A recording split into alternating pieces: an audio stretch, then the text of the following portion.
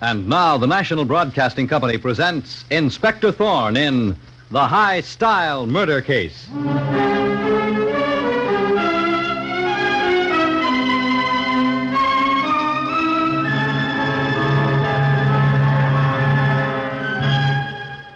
Tonight, the National Broadcasting Company presents the exploits of the spectacular young Inspector Thorne of the Homicide Bureau, whose investigations rank with many of the most celebrated ones in the annals of crime fiction. An investigator smart enough to claim he is dumb and modest enough to believe it. Tonight, Inspector Thorne turns to the High Style Murder Case.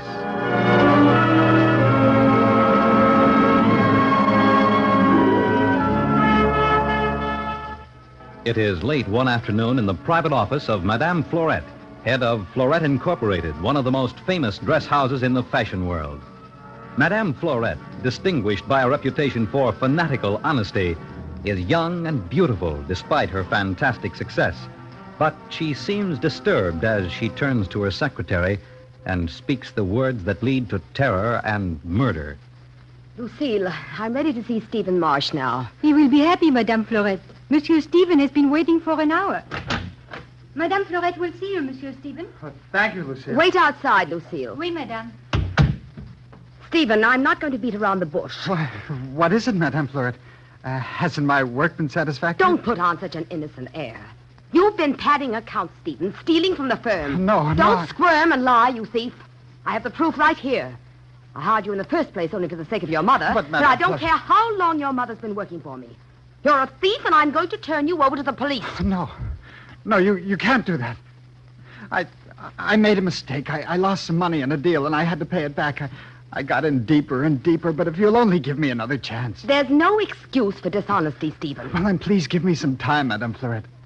I'll pay you back, but don't wreck my whole life and think of Mother. It will break her heart. Very well, Stephen. I'll give you until tomorrow morning to pay back all the money you stole. Tomorrow morning? But, Madame Florette, I can't raise the money by then. If you don't, Stephen, I shall turn you over to the police. Now leave my office before I call my manager, George Harmon, and have you thrown out. Oh, it makes me ill to look at a thief.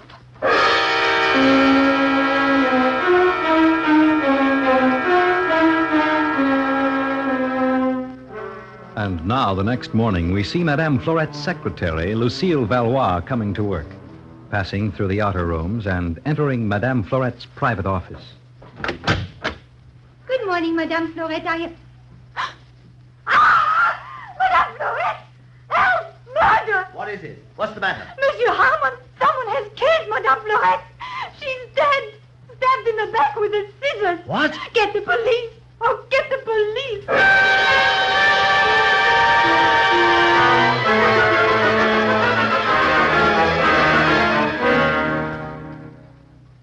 Oh, mon Dieu. Why don't the police get here? It's only been 10 minutes since we called them, Lucille. Oh, Monsieur Harmon, I shall never forget the terrible sight.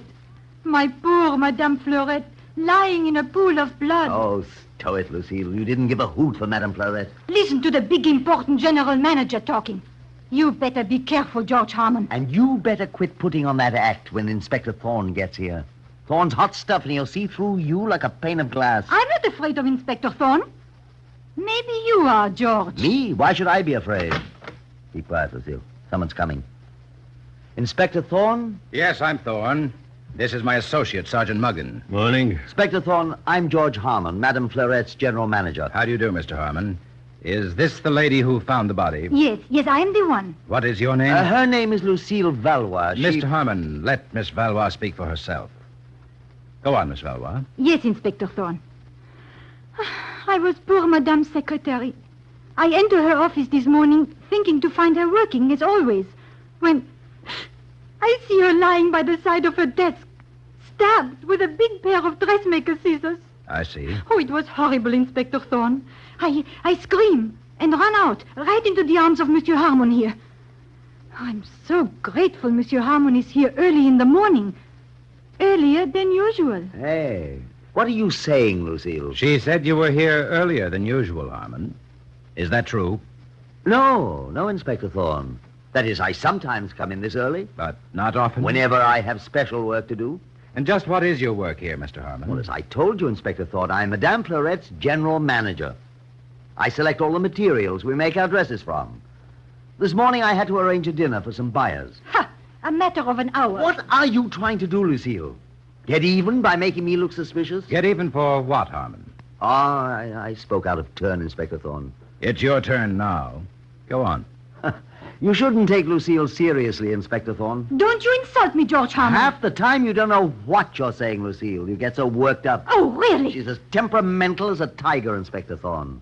And right now she's sore at me because I told her she was dramatizing herself. I'm no genius, Harmon, but I've had plenty of experience telling facts from fancies. Is that Madame Florette's office? Yes, Inspector Thorne. Let's have a look, Sergeant Muggen. Okay, Chief. Well, there's the body. Nasty sight, Muggen.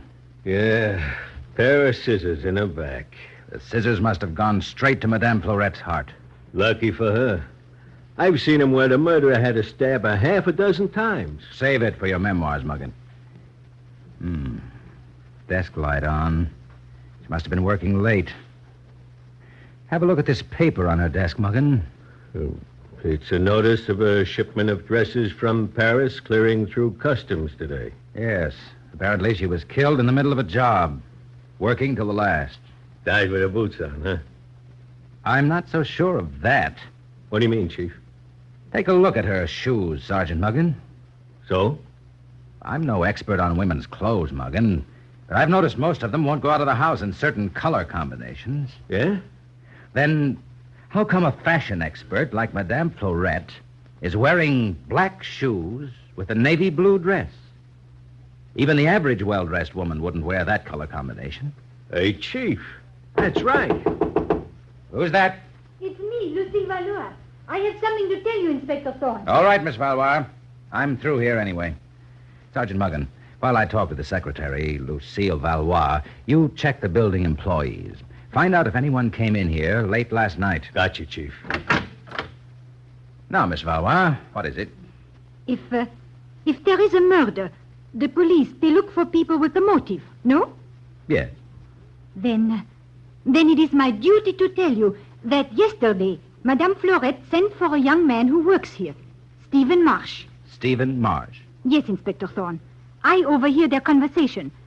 Madame has found out that Stephen Marsh was padding accounts, stealing. Stealing? Yes. You see, Madame is a holy terror about honesty. She was furious with Stephen. I shouldn't wonder, Lucille. She said she was going to turn him over to the police.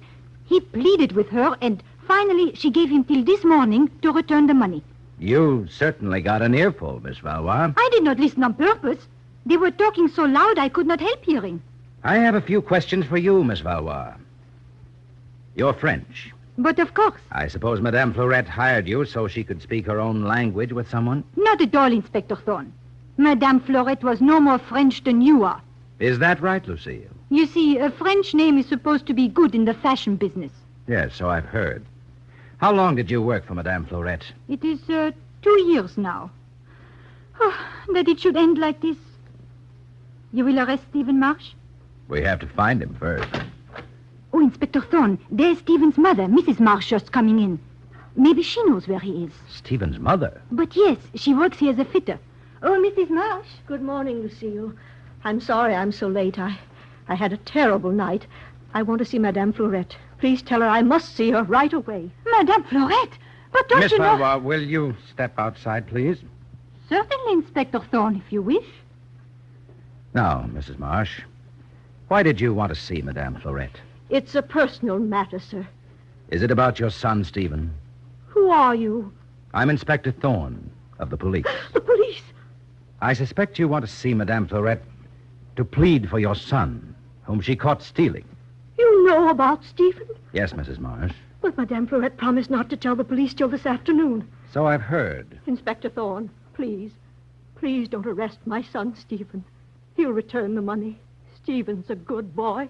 I'm not interested in arresting Stephen for padding accounts, Mrs. Marsh. It's a matter of murder. Murder? Madame Florette has been stabbed in the back with a pair of scissors. And I'm sorry to say your son Stephen's in it up to his neck. No, not Stephen. Where is your son? Where? I don't know, Inspector Thorne. When did you see him last? I saw Stephen last night. He came home after work, told me what happened, said he had seen Madame Florette, and that she had given him until this morning to pay back the money he'd stolen. And then? Then he went out. Where did he go? I don't know, to try to raise the money somewhere. Stephen wouldn't kill anybody, Inspector Thorne. Maybe he's weak, but he wouldn't kill anybody. Still, he didn't come home all night? I'm sure Stephen can explain. I'm sure he can tell you exactly where he went. I suggest you try to find him, Mrs. Marsh. I will. I will. Inspector Thorne. What's up, Sergeant Muggin? I've got something in the next room you ought to see. All right, Muggin.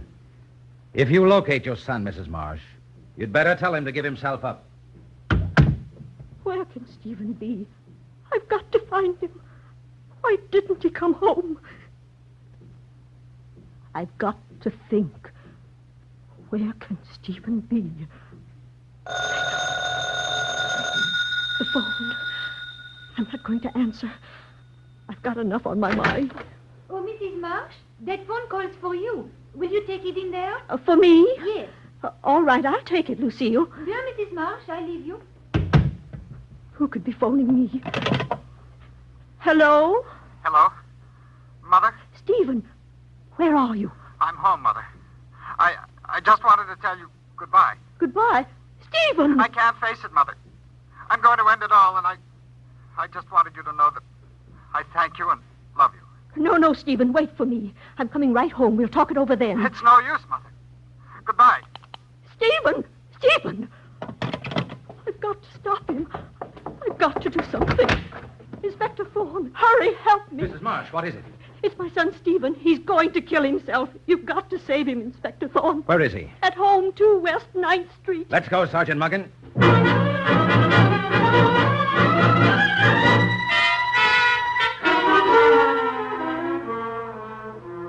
Here's the Marsh apartment, Sergeant Muggin. The door's not locked, Chief. No one in this room. I smell gas. Quick, Muggin, the kitchen. Open the kitchen door. The place is filled with gas. Open the window. Yeah. And there's Stephen Marsh, lying by the stove with the gas jets open. I'll turn off those jets, Chief.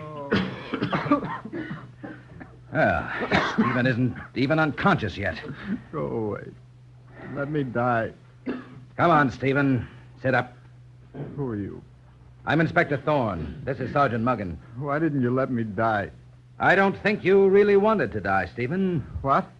I may be dumb, but I think if you really wanted to commit suicide, you wouldn't have telephoned your mother and then taken such a slow way out. I did want to die. I did.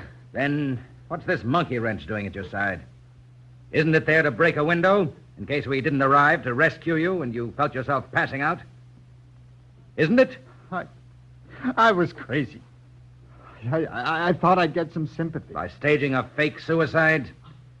Pretty tough on your mother, wasn't it? I couldn't face being jailed for a thief. For a thief or a murderer?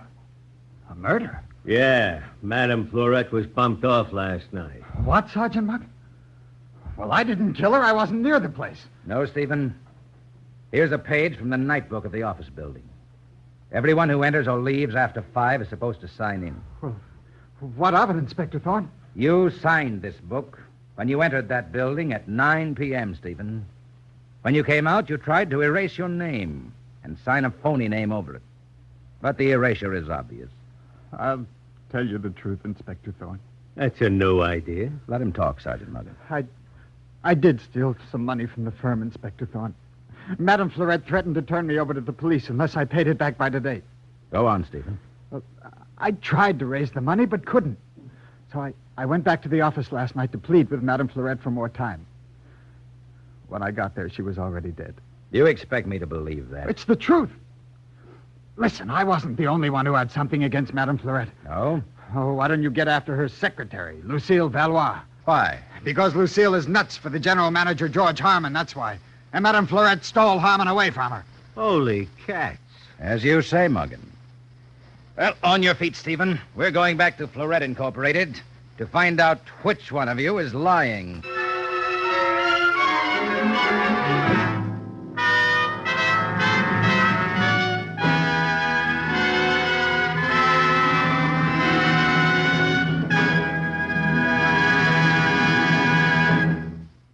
Inspector Thorne in the high-style murder case will return in just a moment.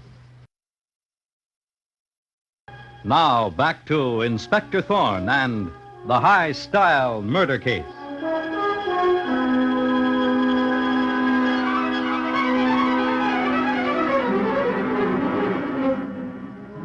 Madame Florette, owner of Florette Incorporated, internationally famous dress house, has been found murdered, stabbed in the back with a pair of dressmaker's scissors.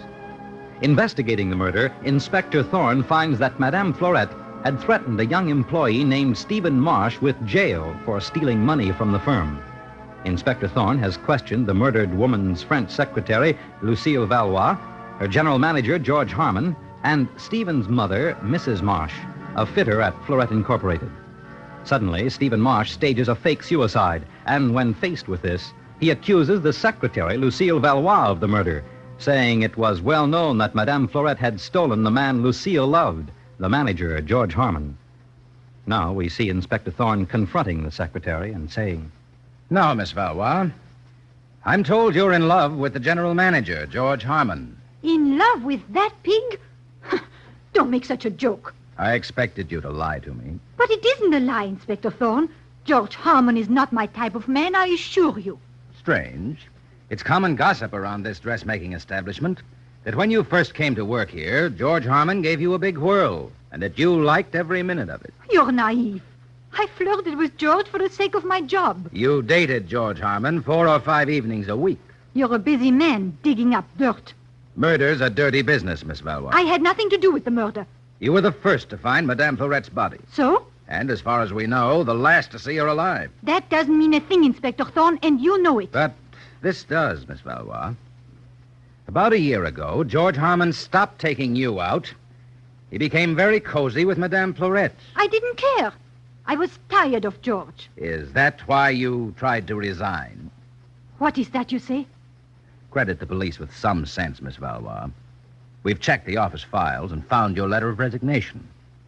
You told Madame Florette you wanted to leave for personal reasons. My mother was sick. Your mother has been dead for 5 years. All right. George threw me over for that woman, for Madame Florette. I could not bear to see her every day. Yet you changed your mind, stayed on the job. Well, Did you figure you might win George Harmon back? No. And after a year of waiting in vain for George Harmon, did you decide to clear the way by stabbing Madame Florette with a pair of scissors? You are cruel. You have made me tell my dearest secrets, and now that you could think I'd do something so horrible. I don't think you need that handkerchief, Miss Valois. When you cry, there should be tears. You beast. Excuse me, Inspector Thorne. Yes, Sergeant Muggio. A crate of dresses from Paris just arrived from customs. They're marked personal for Madame Florette. Yes, and I told you I'd take charge of those dresses, Sergeant Muggin. They're marked for Madame Florette, Mr. Harmon. That is right. Madame always wanted to open the new dresses herself, alone. It was a rule. Rules or no rules, Florette can't open them now, Lucille. With your permission, Inspector, I'll just take over and open the crate. Why so anxious, Harmon? I'm not anxious, Inspector Thorne. I merely want everyone to realize that I'm the boss now. Sergeant Muggin, bring the crate of dresses in here. Okay, Chief. Oh, this is ridiculous. I've always been second in command here. Until the murder's solved, I'm the boss, Harmon. Here's the crate, Chief. Open it, Sergeant Muggin. You can pry it open. I'll just get a couple of these nails out. There she goes. I'll take off some of this paper. Well, my old lady'll get a kick out of this. Me, seeing Paris frocks hot off the boat. Oh, this is the most ridiculous performance. Is it, Harmon? What possible connection has that crate of dresses got to do with Madame Florette's murder? Answer this one, Harmon. Why did Madame Florette always open the shipments alone? This green dress on top is nice. Nice. Oh, it is a dream. That's the word. Oh, I don't think so much of this number. Well, Inspector Thorne, now you're a fashion expert. Maybe I'm not, Harmon, but these big rosettes look hideous to me. And they feel heavy, too. Heavy? Much too heavy for a lady to wear in comfort. I'll just tear one off. Hey, you can't do that. You're ruining the dress. Just as I thought, Harmon. Hidden in this rosette are diamonds. What? Diamonds? These dresses contain a shipment of stolen jewels. Impossible. Madame was honest as the day. Madame was in the business of smuggling stolen jewels in the dresses she imported from Paris, Lucille. That's why she opened these crates alone. Chief, you mean all that blather about honesty was just a front? Exactly, Sergeant Muggin. Madame Florette was a clever crook who built up such a reputation for honesty that no one would suspect her of operating a racket on the side. I can't believe it. It's absolutely incredible. Then you never had a suspicion, Harmon? Not a glimmer. I'm wondering why you were so anxious to open this crate yourself. Well, if you're thinking I knew about this smuggling business... Didn't you? I'm a respectable American businessman. I was a success in the dress goods market before I ever came in with Florette. You can look up my record. Now I see, George. Now I see why you left me for Florette. Be quiet, Lucy. Oh, no. You can't tell me you didn't know what was going on.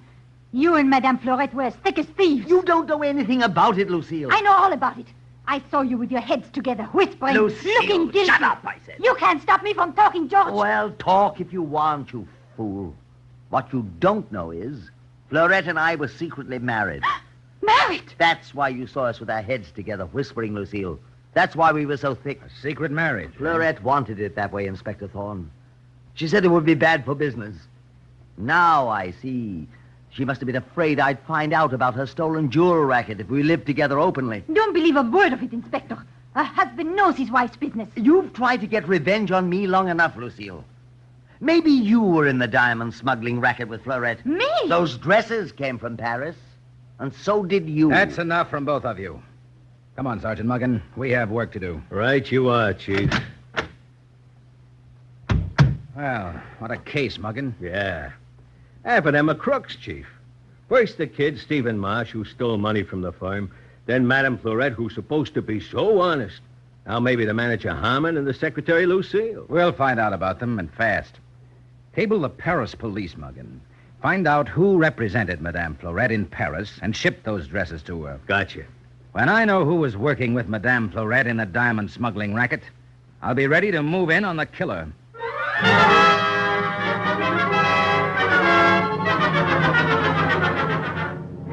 And so, sometime later in the office of the Dressmaking House of Florette Incorporated, we hear Inspector Thorne say, Are they all here, Sergeant Muggin? The whole gang, Inspector Thorne. Harmon, the manager, and the secretary, Lucille, young Stephen Marsh, and Stephen's mother. I'll go in and see them. Well, at last, Inspector. I'm beginning to wonder about American justice. You needn't wonder, Miss Valois, if you're innocent. Mr. Harmon. Yes, Inspector Thorne. I've been working with the Paris police. They've picked up the murdered Madame Florette's confederate in France. This confederate has confessed and implicated a gang of jewel thieves we've been after for a long time. And me? You are in the clear, Mr. Harmon. Inspector Thorne, I apologize. I should have had more faith in you. Do you mean George is innocent of the diamond smuggling? I do, Miss Valois. Now, you, Mrs. Marsh, you worked here as a fitter. Did you ever fit Madame Florette's personal gowns? Always, Inspector Thorne. When did you do it? After hours? Yes, sir. And did you fit a new dress on Madame Florette the night of her murder? Why, no, I never went near her. Mrs. Marsh, you're lying. When I saw the body, Madame Florette was wearing black shoes with a navy blue dress. Madame would never wear such a combination. I thought not, Miss Valois.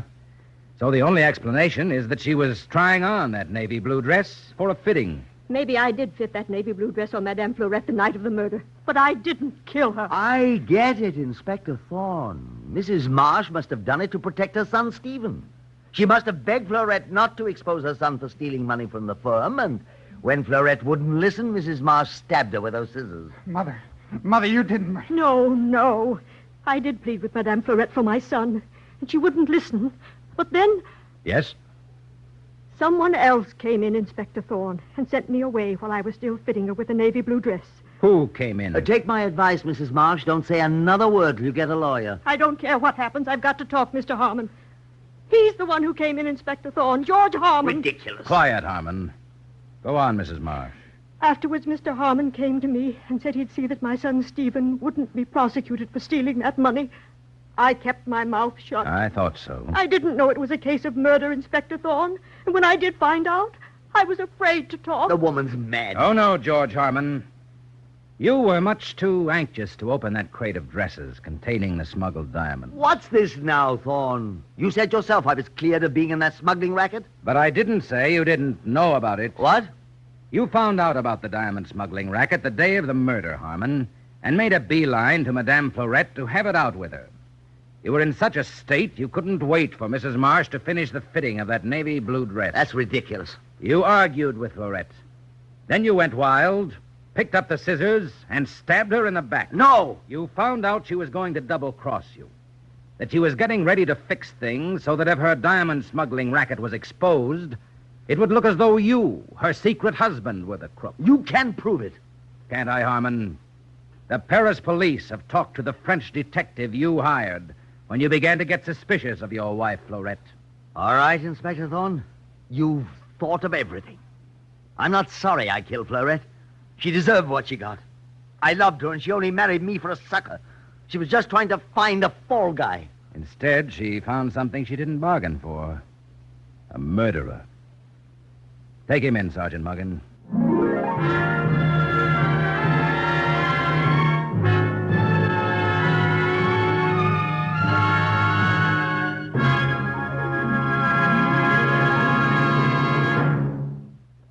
And so ends the high-style murder case. The part of Inspector Thorne is played by Karl Webber. Direction by Kenneth McGregor. The script was written by Carl Warner Gluck based on the original story by Frank and Ann Hummert. This is Fred Collins inviting you to tune in again next Friday at the same time when the National Broadcasting Company will present Inspector Thorne in The Mastermind Murder Case.